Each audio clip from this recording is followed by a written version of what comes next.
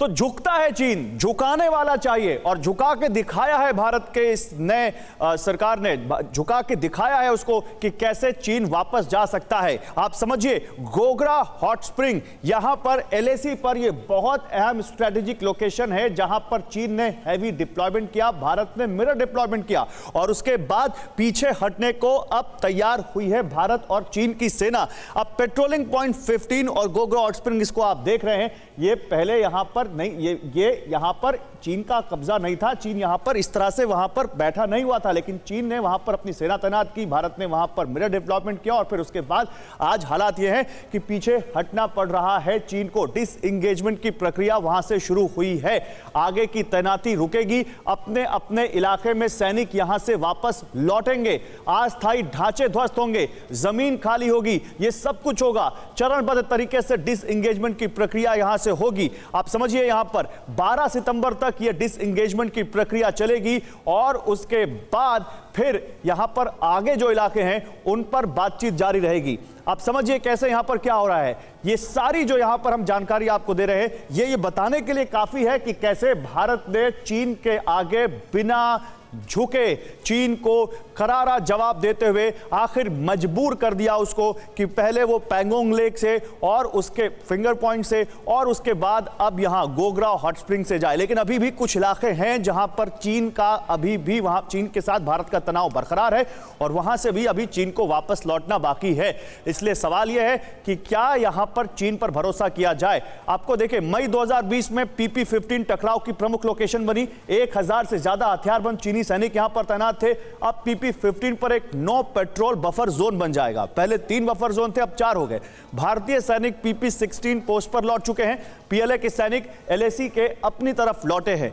मेरे साथ जो इस वक्त मेहमान हैं, जल्दी से उनसे बात करते हैं और उनसे पूछते हैं कि वो इसको कैसे देखते हैं। हमारे साथ इस वक्त विष्णु प्रकाश जी हैं, पूर्व राजनयिक, मेजर जनरल अश्विनी सिवाज साहब हैं, रक्षा विशेषज्ञ, प्रोफेसर संजय भारद्वाज हैं, विदेशी मामलों के जानकार हैं, डॉक्टर सुमित कुमार झा हैं, विदेशी मामलों के जानकार हैं, मेरे सहयोगी विपिन। इस वक्त बहुत अहम जगह है क्योंकि जब चीन का आप जिक्र करते हैं तो आप चीन और ताइवान के तनाव को नहीं भूल सकते। और विपिन, इस वक्त ताइवान की राजधानी ताइपे में है और इस वक्त मेरे साथ कुछ जो खास मेहमान जुड़े हैं, आइए सीधे उनके पास चलते हैं। आप सभी का स्वागत है और जनरल सिवाज, शुरुआत आपसे करते हैं। जनरल सिवाज, मैं चाहूंगा आप मेरे साथ इधर आए, आप इस बिग वॉल पर आए। मैं वो एक बार कहूंगा अपने पीसीआर से वो ग्राफिक्स फिर से दिखाए जो वहां पर हम PP-15 का दिखा रहे थे। और सर प्लीज हमें बताइए ये क्या इंपॉर्टेंस है इस लोकेशन की और ये गोगरा हॉट स्प्रिंग PP-15 जरा हमारे दर्शकों को समझाइए क्या सा डिसएंगेजमेंट हो रहा है यहां से। देखो गौरव, सबसे पहले हमें समझना पड़ेगा, जब डिसएंगेजमेंट की प्रतिक्रिया शुरू हुई थी तो 3 सब सेक्टर थे। एक तो था डेप्सांग का, एक था गोगरा हॉट स्प्रिंग और एक था नॉर्थ और साउथ पेंगेंगसो। और जब बातचीत हुई तो यह डिसाइड हुआ सबसे पहले नॉर्थ और साउथ पेंगेंगसो से हम डिसएंगेजमेंट करेंगे। जो चीन था फिंगर 4 से फिंगर 8 में गया और भारत ने साउथ और पेंगेंगसो में जो क्लास रेंज को ऑक्यूपाई किया था वहां से पीछे हटा। और फिर बात थी गोगरा हॉट स्प्रिंग की, उसके बाद वो PP-17 ए से वापस चला गया, मगर PP-15 पे बातचीत अड़ी हुई थी। अब PP-15 से भी डिसएंगेजमेंट हो गया है। इससे पहले गलवान भी हुआ था। इसका मतलब गोगरा तो PP-15 कितना अहम है ये बताइए। मैं ये बताऊं, अभी ये तीनों जो गोगरा हॉट स्प्रिंग की तीनों जगह थी वहां से अभी डिसएंगेजमेंट हो गया है। इसका मतलब ये है डिसएंगेजमेंट और डी इंडक्शन में फर्क है कि डिसएंगेजमेंट में जब आप eyeball to eyeball हो, आप दोनों जो गलती से भी आपकी मुठभेड़ हो सकती है, जो दोनों के दोनों चीन और भारत करीब 3 किलोमीटर पीछे चले गए हैं। ठीक है। बीच के अंदर बफर जोन बनाया है, नो पेट्रोल जोन है वो। इसका मतलब कि आप बफर जोन आ गया दोनों के बीच में और आप डिसएंगेज हो गए। ठीक है। ये इलाका बहुत इंपॉर्टेंट है क्योंकि ये दरबुक शोक दौलत बेग रोड जो रोड जाती है जो भारत ने बनाई है, जिससे चीन बुखला गया था, उसको डोमिनेट कर रहे थे ये यहां पर आकर। अब जब वो पीछे चले जाएंगे तो वो डायरेक्ट डोमिनेट नहीं करते। तो ये एक भारत की जीत है। मैं ये कहूंगा कि जो PP-15 पे नहीं, लेकिन एक सवाल मेरा और जल्दी से, उसके बाद अपने दूसरे पैनलिस्ट के पास जाऊंगा। क्या इस डिसएंगेजमेंट के बाद हमें चीन पर भरोसा करना चाहिए कि चीन सुधर गया है?